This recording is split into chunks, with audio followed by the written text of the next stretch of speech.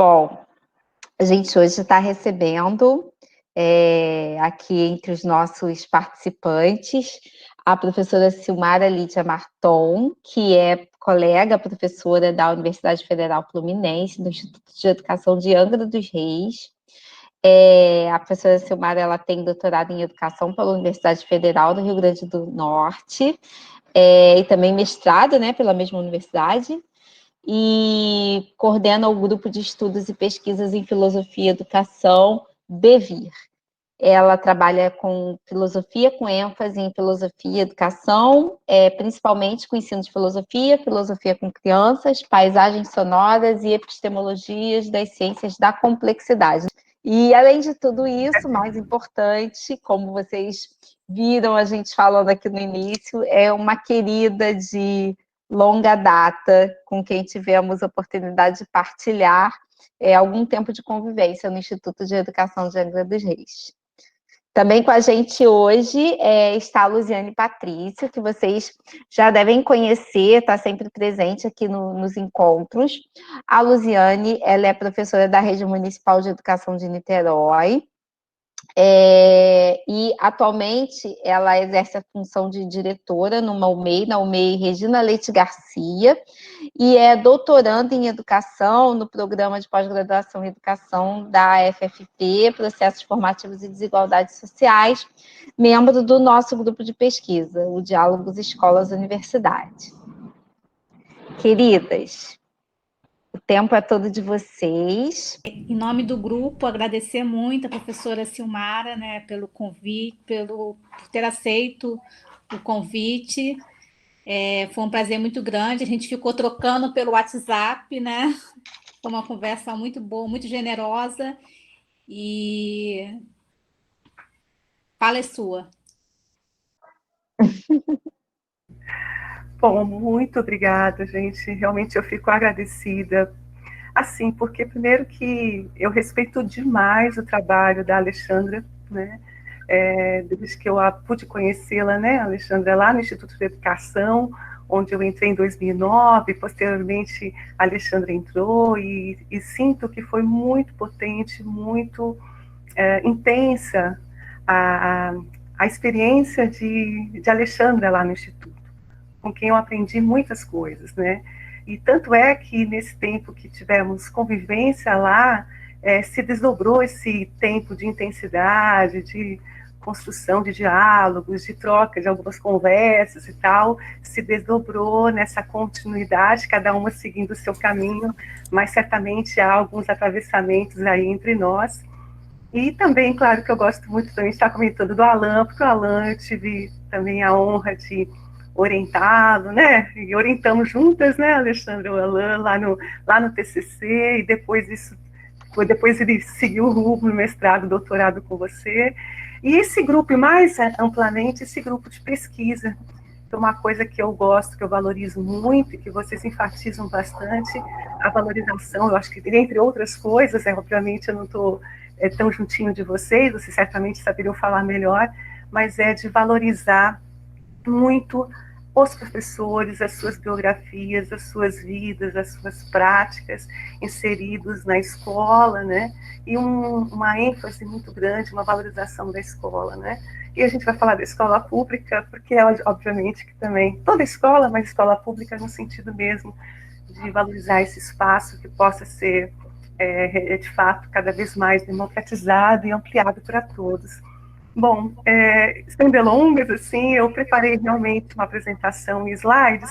Por quê? Porque eu tenho uma certa mania de ir falando as coisas e acabo que elas vão abrindo parênteses, e aí eu tenho receio de não dar conta dessa oportunidade, desse espaço, que possa ser um espaço-tempo possível, onde eu possa sintetizar, compartilhar com vocês algumas coisas que eu venho pensando, e também coisas que eu venho construindo, e não estou sozinha, é uma construção que nasceu também da minha experiência de autoformação, de construção da minha biografia, que não está acabada, tomara, claro que não está, mas assim, que é decorrente de todo um processo e que só poderia ser possível a partir da colaboração, do apoio e da escuta de muitas outras pessoas, estudantes, outros professores, a minha antiga orientadora lá de Natal, Maria da Conceição de Almeida, nos estudos da complexidade,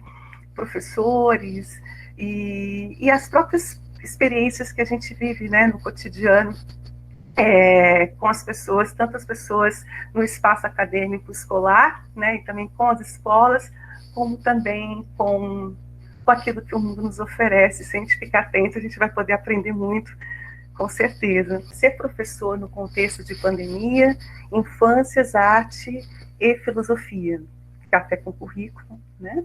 Sou professora lá do Instituto de Educação, né, da UF, de Angra dos Reis. Então, qual é o resumo desse nosso encontro? Como é que nós temos vivenciado essa docência no contexto da pandemia, um tempo de incertezas e de isolamento social?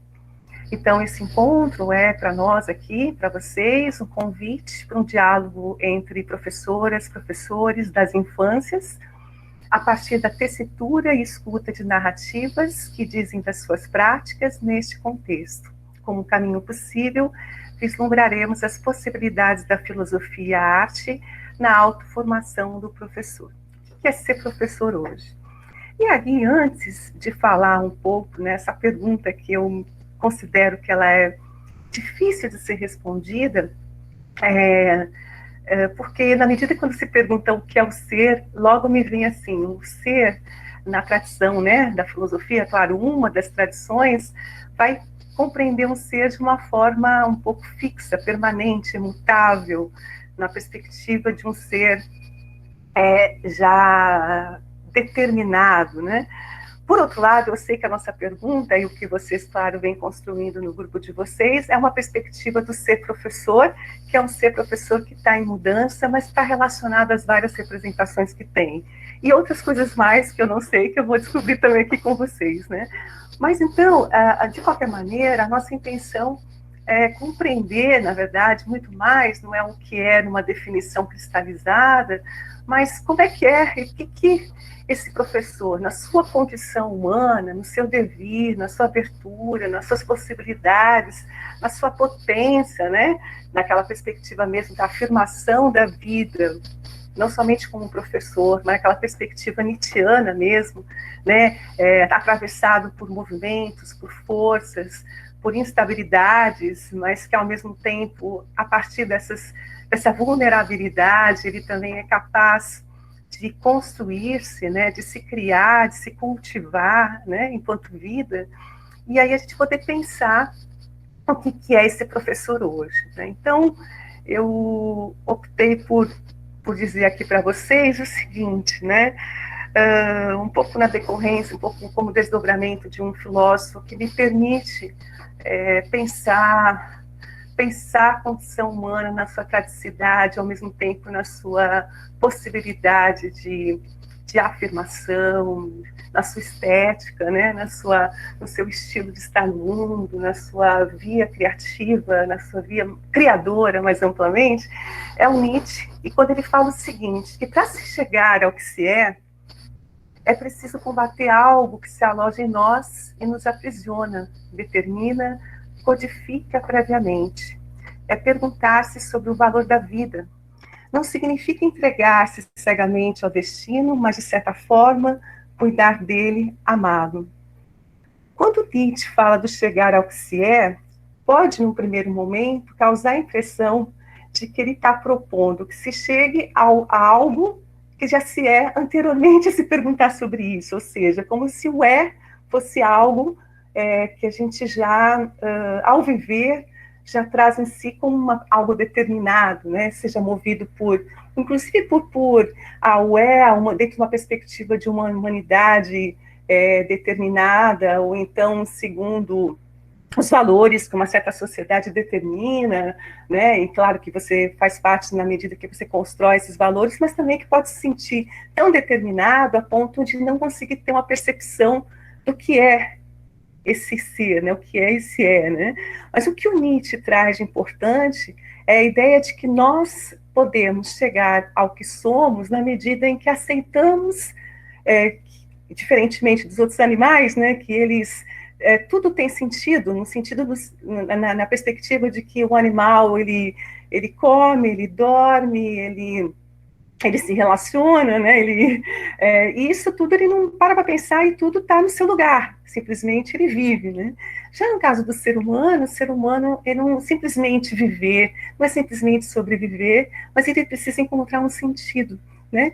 E se chegar ao que se é, voltando a Nietzsche, vai na direção de potencializar essa vida, afirmar essa vontade de potência, que não é o poder sobre o outro, mas a potência enquanto exuberância da própria vida, né? Como aproveitar, cultivar a si mesmo a partir das forças que se movem dentro de nós, e que são forças que elas podem agir de modo, às vezes, intenso, como o mar, como ondas do mar, e que vão, nesse processo, e uma vez que estejamos atentos a escutar, a lidar com isso, claro que não é simples, mas ao cultivar essa vida, e conforme se movimenta, essas forças que nos movem, nunca deixar de se perguntar que valor isso tem, que vida eu quero construir, o que eu quero cultivar de condição humana em mim, e que seja na direção do cuidar e amar. Certamente nós vamos morrer, né? Todos sabemos, os seres humanos são os únicos aqueles que sabem, né, que vão morrer. Mas o que eu posso fazer com esse saber que vou morrer, né? E aí acho bonito, importante, fundamental quando Nietzsche coloca para nós que significa não entregar-se, ou seja, não se entregar a uma determinação de um ser em nós, mas nós somos vida, nós somos múltiplos, nós somos multiplicidade e temos a oportunidade com a vida de viver os seus diversos movimentos e nos construir na diferença, na multiplicidade, cuidando de nós mesmos, cuidando dessa vida, amando nossa vida, né? E aí eu penso, né, aí me vem essa pergunta, né? Tá bom, valor, quando a gente pensa no valor, é aquilo que pesa realmente, é aquilo que é essencial. Que valor tem, né? Então, se a gente for pensar, nossa, várias coisas vêm na mente, né? Para mim, o valor é a amizade, ter amigos, a família, é aquilo que você sabe que não pode lhe faltar, porque é essencial. E aí a gente pode se perguntar que valor tem tido a vida e quais as vidas têm tido valor. E a gente vê, especificamente eu falo aqui do Brasil, mas no mundo, mas aí eu escolhi essas imagens, que são imagens que elas nos recobram a pensar, né, em que medida essas vidas realmente têm merecido o valor, né, ou não, né. Bom, e aí eu estou me recordando de um texto, né, um livro do Leonardo Boff, que ele escreveu já no final da década de 90, lá já foi em 99, o livro se chamava Saber Cuidar, Ética do Humano, Compaixão pela Terra. E aí Leonardo Boff, voltando um pouco aqui acima, ele já observava naquela época, e eu acho interessante porque vocês veem que, claro que os dados não são atuais, e provavelmente algumas dessas coisas pioraram de lá para cá, mas ele já identificava alguns sintomas dessa crise civilizacional no nosso planeta, e que estavam muito vinculadas a uma falta de cuidado com a vida, né?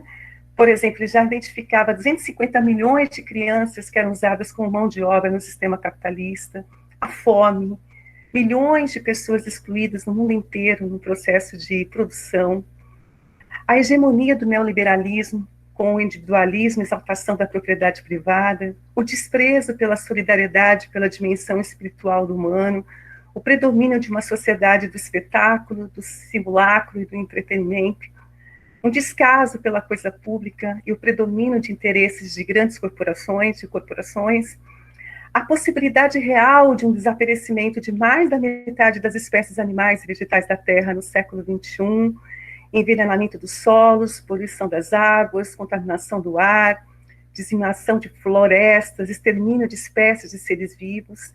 E ele dizia, um princípio de autodestruição está em ação, capaz de liquidar o sutil equilíbrio físico-químico e ecológico do planeta. e devastar a biosfera, pondo assim em risco a continuidade do experimento da espécie Homo sapiens idemens.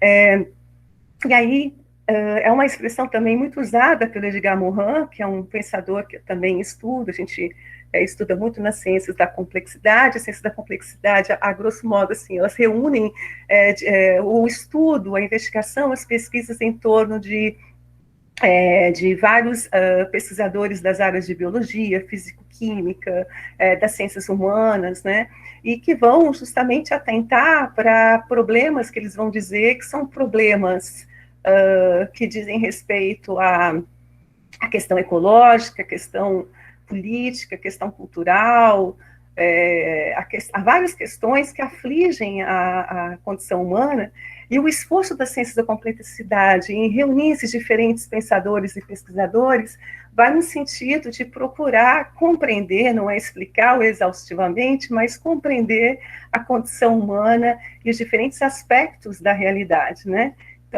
Então, essa expressão também, Homo sapiens demens, é utilizada por Edgar Morin para se referir ao ser humano, que ele, ao mesmo tempo que é um ser capaz de raciocinar e ao mesmo tempo ele também é movido por uma demência no sentido lúdico, né, pelo lúdico, né? E aí o que acontece é porque, como também Leonardo Boff, ele tem bastante proximidade com esses autores, alguns, né, da ciência da complexidade, ele também já alertava nessa época o problema, né, da questão ecológica e como que há uma possibilidade real da possibilidade real de desaparecimento de algumas espécies por conta de uma forma do ser humano habitar, né, esse mundo, né? E aí, ele também já dizia naquela época os milhões e milhões de pessoas que eram condenadas a viver em favelas. Eu também trouxe uma passagem desse livro do Leonardo Boff, que eu acho muito, muito importante, que ele já falava sobre o cuidado, e aí eu vou ler essa passagem que me chama muita atenção, que diz o seguinte: a relação com a realidade concreta, com seus cheiros, cores, frios, calores, pesos, resistências e contradições, é mediada pela imagem virtual, que é somente imagem. O pé sente mais o macio da grama verde, a mão não pega mais um punhado de terra escura. O mundo virtual criou um novo habitat para o ser humano, caracterizado pelo encapsulamento sobre si mesmo e pela falta do toque, do tato e do contato humano. Essa antirrealidade afeta a vida humana naquilo que ela possui de mais fundamental, o cuidado e a compaixão. O cuidado é, na verdade, o suporte real da criatividade, da liberdade e da inteligência. No cuidado se encontra o ethos fundamental humano, quer dizer, no cuidado identificamos os princípios, os valores e as atitudes que fazem da vida um bem viver e das ações um reto agir.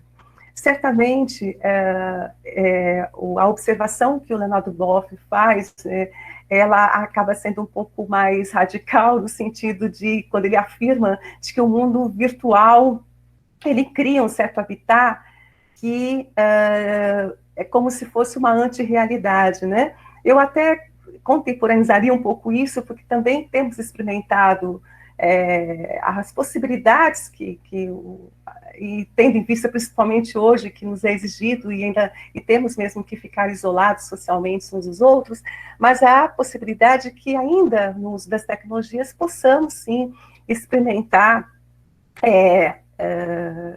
possibilidades, né, dessa compaixão, desse cuidado. Mas eu concordo com o Boff quando ele diz de que a nossa realidade, a nossa relação com a realidade, quando é a realidade física, quando nós podemos, assim, quando estamos presencialmente, né, diante das pessoas, diante da natureza, estamos num espaço físico, né, e unidos fisicamente, ou ocupando um espaço fisicamente, obviamente que pelos nossos sentidos, pelas faculdades sensíveis, né, nós podemos, de fato, sentir melhor a realidade, e isso faz com que a gente tenha uma relação mais próxima, né, mais afetiva, né, afetuosa, e uma interação mais, vamos dizer, sem tantas resistências como acontece no mundo virtual, né? Então, ou seja, o fato de estarmos num espaço, no mundo virtual, isso acaba, no meu entender, também acaba anestesiando um pouco a nossa percepção da realidade, porque é muito mediada, né? É muito distante, né, do espaço físico, né? De uma realidade física. Então, compromete um pouco, né? Então, o que seria o cuidado, Leonardo Boff? Eu não vou ler toda essa passagem, mas só dizer para vocês que quando ele fala do cuidado, ele está falando de uma solicitude, de uma atenção para com o outro, de um desvelo. E um outro aspecto importante é da preocupação, da inquietação, porque aquele que cuida se sente envolvido afetivamente ao outro, né? Então, o cuidado, é parte da nossa condição humana, como até inclusive dizia, ele faz referência aqui a um poeta latino, Horácio, que já dizia, né, que o cuidado é um permanente companheiro do ser humano. Então, ou seja, o cuidado sempre nos acompanha, porque na medida em que a gente ama, né, ou a gente se preocupa com alguém, né, a gente está, na verdade, cuidando, né, desenvolvendo uma atenção com relação ao outro, né, e o contrário disso seria a indiferença, que é justamente a morte do amor e a morte do cuidado. Bom, grande parte de vocês aqui são mães, mesmo aquelas que não são mães, conhecem muito bem isso, né? E também todos que estão aqui, homens, mulheres, sabemos, assim, experimentamos, né, o cuidado em nossas vidas, e obviamente que a gente sabe, a gente percebe quando a gente realmente cuida de alguém, a gente acompanha, a gente fica atento para que essa pessoa tenha uma vida plena, então a gente segue os passos mesmo, no sentido de cuidar, né? Não é assegurar, garantir, mas no sentido de acompanhar o processo do outro para que o outro possa se manter vivo, se manter bem, se manter pleno, né? Bom, eu acho importante, então, depois de falar um pouco do cuidado, de trazer alguns dados assim a respeito da pandemia, tendo em esses dados eu peguei a partir de uma palestra, né, de uma entrevista, na verdade, que o Miguel Nicoleles, aquele neurocientista, né, que atualmente está em São Paulo, mas ele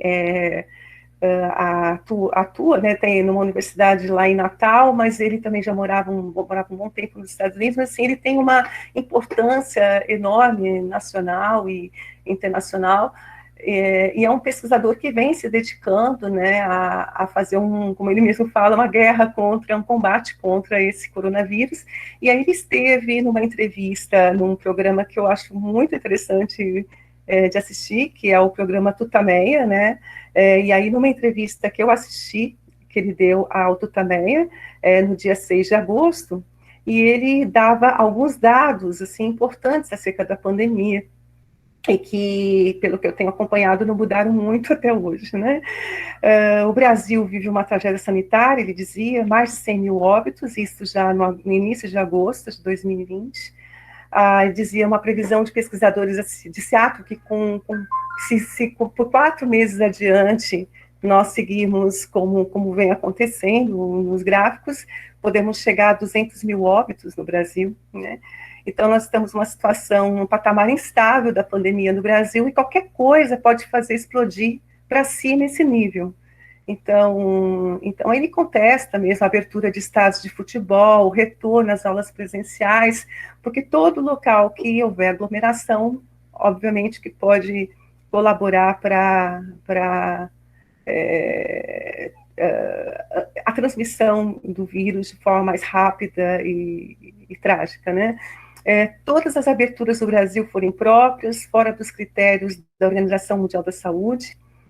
Um mês depois que soubemos que o vírus podia chegar no Brasil, deveriam ter fechado, não fecharam os aeroportos, né, só fecharam bem depois, né?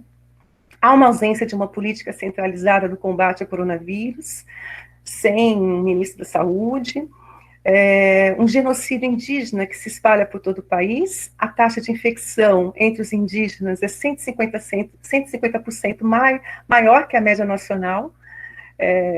Eu me lembro quando ele fez essa entrevista, uma semana antes, tinha falecido um cacique, que é uma liderança do Alto Xingu, Aritana Yavalapiti, e também me recordo que coisa de 2 semanas depois, não, desculpa, de repente foram 2 semanas antes de agosto, e naquela semana da entrevista, poucos dias antes, tinha falecido um cacique Guarani Domingos, lá da aldeia de Sapucai, que é uma aldeia que fica próxima de Paraty, né?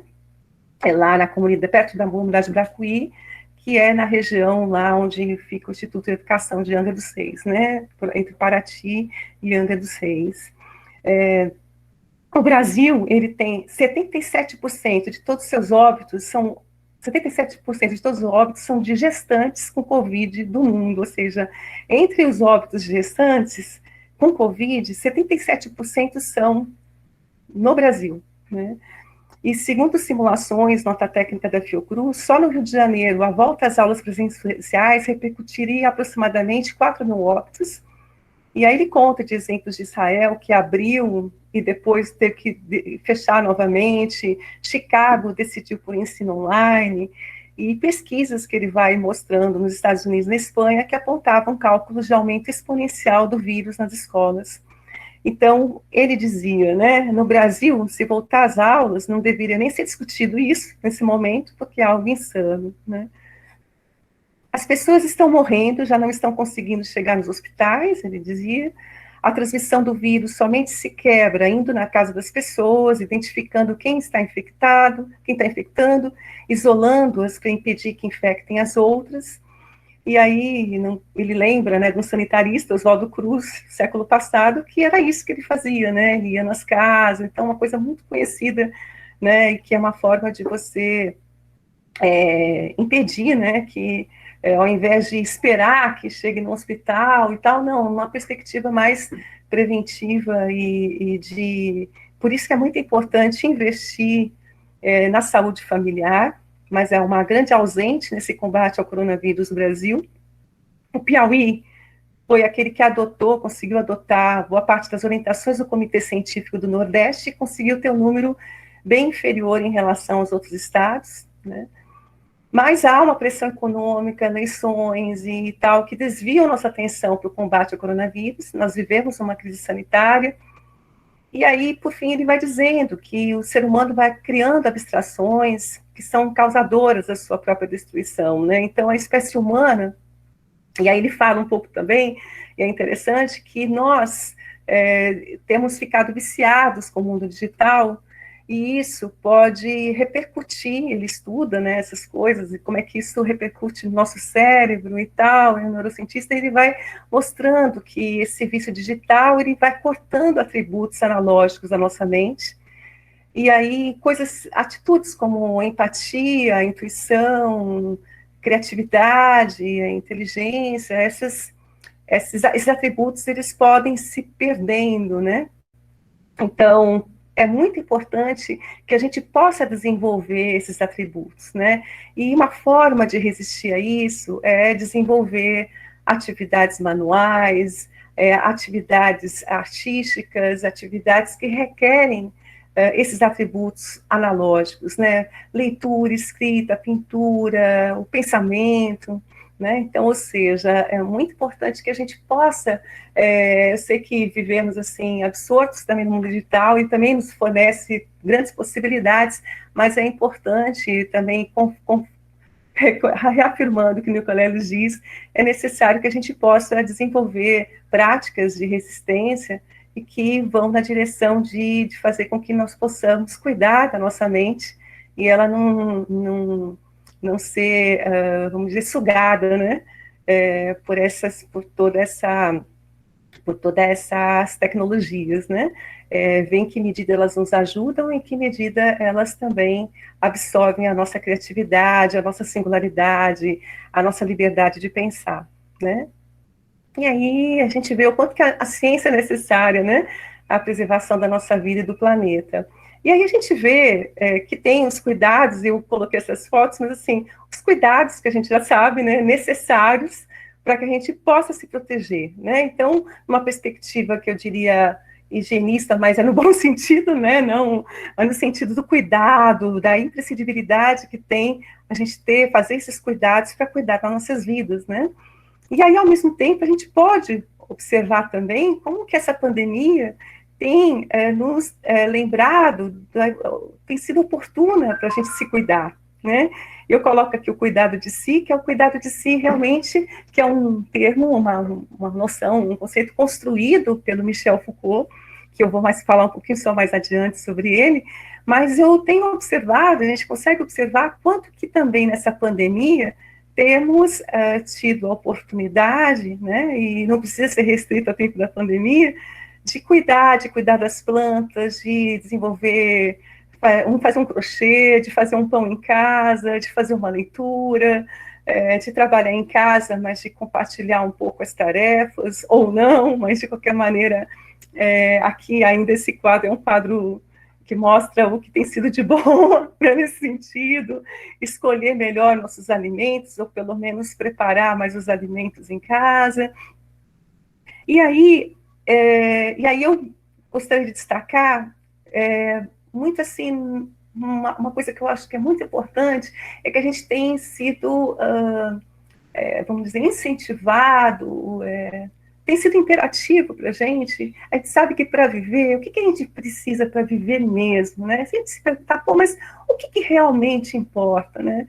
E aí, se a gente se faz essa pergunta, insiste nessa pergunta, a gente vai ver que a gente a gente percebeu e tem percebido que o SUS é fundamental, né? Então, é importante ter uma saúde para todos, saúde pública, alimentação, e aqui, que bonito, né, que tem sempre assim, o pessoal do Movimento Sem Terra entregando alimento, o próprio alimento que eles mesmos produzem, né, sem agrotóxicos, entregando para as famílias, uma casa para morar. Eu coloquei essa casa bonitinha aqui, mas pode ser uma casa de forma com teto, né? Mas um decente, né? O decente eu quero dizer, não é luxuoso, mas que tenha teto, né? Não é uma casa tem assim, possa abrigar uma família, as pessoas possam dormir com tranquilidade, com dignidade, né? E vimos também nessa pandemia, por exemplo, eu já visto esse bilhete, né, que as pessoas, esses dois aqui, o Alex e o Thiago, demonstram, né, sua solidariedade em relação aos seus vizinhos, quando eles colocam assim, tendo em conta a situação complicada que estamos vivendo, aos vizinhos que pela idade ou complicações de saúde estejam nesse momento com receio de se deslocarem à rua, nós disponibilizamos ajudar com coisas simples, como ir ao mercado, à farmácia, ou outra necessidade que considera importante. Ninguém é uma ilha, e olha que coisa mais incrível, né? Ninguém é mesmo, né? E outra coisa, acho que é importante que a gente possa lembrar de que ninguém está isento, obviamente que nessa situação os pobres, negros, negras, indígenas, quilombolas, né, são aqueles que realmente sofrem mais, que mais morrem, né?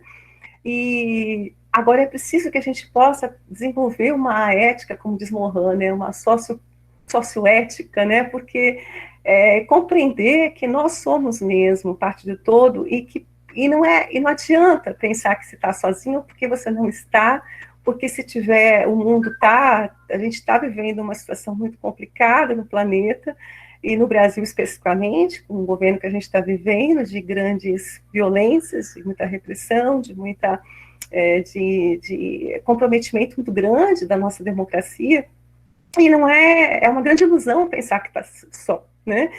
E a pandemia veio para infelizmente a pandemia nos deixa cada vez mais, fica mais escancarada essa realidade, o que nos leva a essa percepção, né?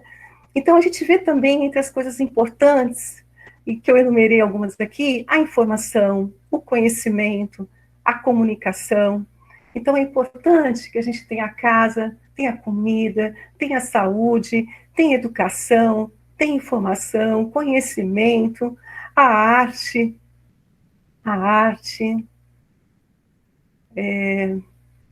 vou baixar aqui que é melhor assim, a educação,